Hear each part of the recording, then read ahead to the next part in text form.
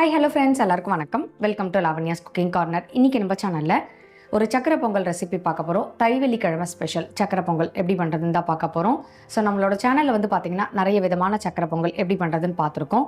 அக்கார வடிசல், கல்கண்டு சக்கரை பொங்கல், அதுக்கப்புறம் வெள்ளத்தை வச்சு எப்படி சக்கரை பொங்கல் பண்ணுறது, இதெல்லாம் நிறைய பார்த்துருக்கோம். ஸோ அந்த மெத்தடில் இன்றைக்கி கரும்பு ஜூஸ் வச்சு சக்கரை பொங்கல் எப்படி பண்ணுறதுன்னு பார்க்க போகிறோம். ரொம்ப ஒரு ஈஸியான ரெசிபி, நல்லா சூப்பர் டேஸ்ட்டாக இருக்கும். ஸோ வாங்க இந்த சக்கரை பொங்கல் கரும்பு ஜூஸ் வச்சு எப்படி பண்ணுறது அப்படிங்கிறத பார்க்கலாம். சக்கரை பொங்கல் பண்ணுறதுக்காக கடாயில் 3/4 கப் அளவுக்கு பச்சரிசி சேர்த்துக்கலாம். இப்போ இந்த அரிசியை லைட்டாக வறுத்துக்க போகிறோம். ரொம்ப செவக்க வறுக்கணுங்கிறது கிடையாது, லைட்டாக பொரிஞ்சு வந்தால் போகிறோம். எதுக்காக சக்கரை பொங்கல் பண்ணும்போது நம்ம பச்சரிசியை வறுக்கிறோம் அப்படின்னா, வறுத்தா தான் அதோட அந்த பச்சை வாசனை எல்லாமே இருக்கும். அதே சமயத்தில் சக்கரை பொங்கலும் அந்த அரிசி பருப்பு நல்லா குழைய வந்துடும். அதுக்காக தான். இது கூடவே ஒரு கைப்பிடி அளவுக்கு பார்த்திங்கன்னா தாராளமாக பைத்தம்பருப்பு சேர்த்துக்கலாம். அரிசி லைட்டாக வறுப்பட்டதுக்கப்புறம் பருப்பு சேர்த்தோம் அப்படின்னா செவந்து போகாமல் இருக்கும். இப்போது அரிசி பருப்பு நல்லா வறுத்துண்டாச்சு. செவக்கக்கூடாது, ஆனால் பொரிஞ்சு வரணும். இந்த அளவுக்கு வறுத்துண்டா போகிறோம். இதை ஒரு பாத்திரத்துக்கு நம்ம மாற்றிக்கலாம். அடுத்து சக்கரை பொங்கல் பண்ணுறதுக்காக ஒரு குக்கர் எடுத்து வச்சுட்டுருக்கேன். இதில் நம்ம எடுத்து வச்சுருக்கிற அந்த கரும்பு ஜூஸ் எந்த அளவுக்கு இருக்குது அப்படிங்கிறத அளந்து எடுத்துக்கோங்க. ஸோ எத்தனை கப் இருக்குங்கிறத பார்த்துட்டு தான் நம்ம அடிஷ்னலாக மீதி தண்ணி சேர்த்துக்கணும். இப்போ நான் ஒரு 3 கப் அளவுக்கு கரும்பு ஜூஸ் எடுத்துட்டுருக்கேன். இது கூடவே 2 கிளாஸ் அளவுக்கு நம்ம தண்ணி சேர்த்துக்கலாம். எந்த கப்பால் நீங்கள் ஜூஸ் அளந்தேலோ அதே கப்பாலேயே சேர்த்துக்கோங்க. இப்போ இந்த கரும்பு ஜூஸ் நல்லா கொதிக்கும் போது இதில் 1/2 கப் அளவுக்கு கல்கண்டு, இந்த பெரிய கல்கண்டு சேர்த்துட்டுருக்கேன். கரும்பு சாறில் என்ன தான் ஸ்வீட்னஸ் இருந்தாலுமே நம்ம அடிஷ்னலாக கொஞ்சம் கல்கண்டு சேர்த்துனா தான் அந்த ஸ்வீட்னஸ் பார்த்திங்கன்னா சக்கரை பொங்கல் நல்லா இருக்கும். இப்போது கல்கண்டு நல்லா கரைஞ்சி இந்த ஜலம் பார்த்திங்கன்னா நல்லா கொதிக்க ஆரம்பிச்சுடுது. அதுக்குள்ளே நம்ம வறுத்து வச்ச அரிசி பார்த்திங்கன்னா நல்லா களைஞ்சிட்டு கொஞ்ச நாள் தண்ணியிலே அப்படி வச்சுருந்தேன். இப்போ அந்த தண்ணியை வடிகட்டிட்டு நம்ம இதை சேர்த்துக்கலாம். இந்த சக்கரை பொங்கலோட அந்த டேஸ்ட் பார்த்திங்கன்னா அவ்வளோ சூப்பராக இருக்கும். ஸோ ரொம்ப ஈஸியான ஒரு சக்கரை பொங்கலும் கூட. மொத்தமாக 1 கப் அளவுக்கு இந்த அரிசி பருப்புக்கு நான் 5 கப் அளவுக்கு தண்ணி சேர்த்துட்டுருக்கேன். அரிசி பருப்பு ரெண்டும் சர்க்கரையிலே வேகிறதுனால அவ்வளோ டக்குன்னு வெந்து வராது. அதனால தான் 1க்கு 5 அப்படிங்கிற அந்த கணக்கில் பார்த்திங்கன்னா கரும்பு ஜூஸும் தண்ணியுமா நான் சேர்த்துட்டுருக்கேன். இது நல்லா கொதிக்க ஆரம்பித்ததுக்கப்புறம் கேஸை சிம்மில் வச்சு குக்கர் மூடியை போட்டு மூடிட்டு ஒரு 10 நிமிஷம் நீங்கள் அப்படியே சிம்மில் வச்சாலும் சரியாக இருக்கும். இல்லைனா சிம்மில் வச்சு ஒரு விசில் விட்டாலும் ஓகே தான். இப்போ இது நல்லா வேகட்டும். கேஸ் ஹையில் மட்டும் வச்சிடாதீங்க, அடி பிடிச்சி போயிடும். இப்போ இந்த அரிசி பருப்புலாம் பார்த்திங்கன்னா நல்லா இந்த சுகர் கேன் ஜூஸ்லேயே சூப்பராக வெந்து வந்துடுது. பார்த்தாலே உங்களுக்கு தெரியும் நல்லா சூப்பராக பார்த்திங்கன்னா குழைய வெந்து வந்துடுது. இது அப்படியே கரண்டியாலே நல்லா மசிச்சு விட்டுட்டு அப்படியே நம்ம இதுக்கு ஒரு தாளிப்பு தான் போடணும். கடாயில் பார்த்திங்கன்னா நெய் சேர்த்துக்கலாம். நான் ஒரு 3லேருந்து 4 டேபிள் ஸ்பூன் அளவுக்கு நெய் சேர்த்துட்டுருக்கேன். ஸோ இதுக்கெலாம் கொஞ்சம் நெய் நல்லா இருந்தால் தான் சக்கரை பொங்கலுக்குலாம் நல்லாயிருக்கும். நெய் நல்லா சூடானதுக்கப்புறம் இதில் கொஞ்சமாக முந்திரி பருப்பு சேர்த்துக்கலாம். இது கூடவே கொஞ்சமாக ஏலக்காய் பொடி, இது எல்லாத்தையும் சேர்த்துட்டு நல்லா வறுத்துக்க போகிறோம். நான் இன்றைக்கி திராட்சை சேர்க்கல, உங்களுக்கு வேணும்னா சேர்த்துக்கோங்க, வேண்டாம்னா ஸ்கிப் பண்ணிடலாம். முந்திரி பருப்பு இதெல்லாம் நல்லா வறுப்பட்டதுக்கப்புறம் இதில் கொஞ்சமாக பார்த்திங்கன்னா ஜாதிக்காய் சேர்த்துக்க போகிறேன். ஸோ இதில் ஹைலைட்டே பார்த்திங்கன்னா இந்த ஜாதிக்காவோட ஃப்ளேவர் தான். லைட்டாக இது மாதிரி நீங்கள் கொஞ்சமாக கிரேட் பண்ணி போட்டுட்டா போகிறோம். நெய்லியே நிறையா போட வேண்டாம், ஏன்னா ஃப்ளேவர் இதுக்கு நிறையா இருக்கும். இந்த நெய்லே நம்ம இது மாதிரி பொரிச்சிட்டு பண்ணும்போது ரொம்ப சூப்பராக இருக்கும். முந்திரி பருப்பு, ஏலக்காய் எல்லாம் சேர்த்ததுக்கப்புறம் நம்ம வேக வச்சு எடுத்து வச்சுருக்கிற இந்த சக்கரை பொங்கலை பார்த்திங்கன்னா இதுலேயே சேர்த்துக்கலாம். கேஸ் ஃபுல்லாக சிம் பண்ணிவிட்டு அப்படியே நம்ம வேக வச்சு அந்த சக்கரை பொங்கலை பார்த்திங்கன்னா இதில் போட்டுக்க போகிறோம். ரொம்ப ஒரு ஈஸியான ரெசிபி, நல்ல சூப்பர் அண்ட் டேஸ்டியாக இருக்கும்.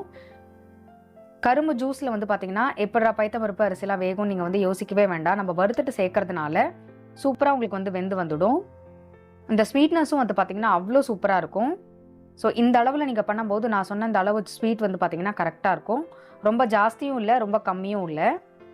அந்த ஜாதிக்காய் ஏலக்காவோட அந்த வாசனையோட இந்த சக்கரை பொங்கலில் பார்த்திங்கன்னா கரும்பு ஜூஸ் சேர்த்துருக்கோம் அப்படிங்கிறதே தெரியாத அளவுக்கு இருக்கும். இப்போ நல்லா பார்த்திங்கன்னா சுருண்டு வர ஆரம்பிச்சுடுது. ஒரு 5 நிமிஷம் அப்படியே வச்சுட்டு கடைசியாக பார்த்திங்கன்னா நல்லா 2 தடவை கலரி விட்டுட்டு கொஞ்சமாக நெய் சேர்த்துட்டோம் அப்படின்னா சூப்பராக சக்கரை பொங்கல் ரெடி ஆகிடுது. இப்போ உங்களுக்கு கலர் லைட்டாக கம்மியாக இருக்கிற மாதிரி தோணுது அப்படின்னா நீங்கள் கொஞ்சமாக இதில் வேகும் போது லைட்டாக மஞ்சள் பொடி சேர்த்தல் அப்படின்னா போகிறோம். சக்கரை பொங்கலோட அந்த கலர் பார்த்திங்கன்னா சூப்பராக வந்துடும். இப்போது ரொம்ப சிம்பிள் அண்ட் ஈஸியாக கரும்பு ஜூஸ் வச்சு சக்கரை பொங்கல் எப்படி பண்ணுறதுன்னு பார்த்தோம். வரக்கூடிய இந்த தை வெள்ளிக்கிழமை அன்னைக்கு கண்டிப்பாக எல்லாரும் இந்த கரும்பு ஜூஸ் வச்ச இந்த சக்கரை பொங்கலை வந்து ட்ரை பண்ணி பாருங்கள். ரொம்ப ஒரு ஈஸியான ரெசிபி, ரொம்ப டேஸ்டியாக, ரொம்ப சூப்பராக இருக்கும். அடுத்து தை வெள்ளிக்கிழமை அன்னைக்கு சரண்யாத்தில் வந்து நவாவரண பூஜை பண்ணியிருந்தா. அன்றைக்கே வந்து தேவி மகாத்மிய பாராயணமும் இருந்தது. ஸோ பாராயணமும் ஒரு பக்கம் வந்து நடந்துட்டு இருந்தது, பூஜை ஒரு பக்கம் நடந்துட்டு இருந்தது.